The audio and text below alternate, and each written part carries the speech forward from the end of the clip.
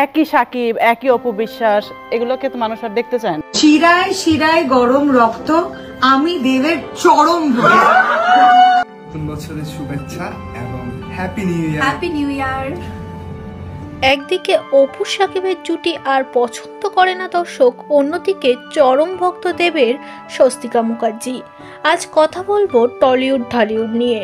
খাদান cinema দেখার পর দেবের চরম ভক্ত স্বস্তিকা মুখার্জি, সেটা সে নিজের মুখেই জানিয়ে দিল।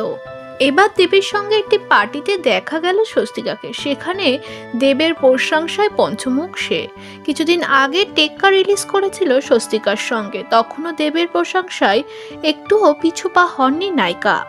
একটা সময় অনন্ত বর্ষা ও অপু বিশ্বাসের মধ্যে একটা ঠান্ডা যুদ্ধ চলেছিল, এবার কি তারই ক্ষোভ প্রকাশ করলো অনন্ত বর্ষা।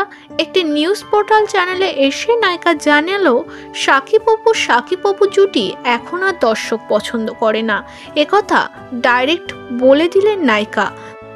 একই সাকিব, একই অপু বিশ্বাস, এগুলোকে তো মানুষ আর দেখতে চায় না। বাংলাদেশের আরেক জনপ্রিয় অভিনেত্রী যাকে নিয়ে প্রতিদিনই নিউজ বের হয়, সে হলো শবনম ইয়াসমিন বুবলি।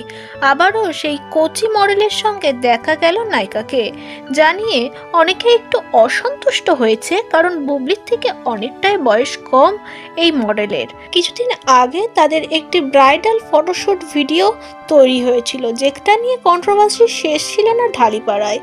লাস্ট পর্যন্ত মুখ খুলেছিল শবনম ইয়াসমিন বুবলি, তবে আবারও একসঙ্গে এ নিয়ে সংশয় তৈরি হয়েছে, মানে আবারও কোনো ফটোশুট ভিডিওতে হয়তো দেখা যাবে তাদেরকে।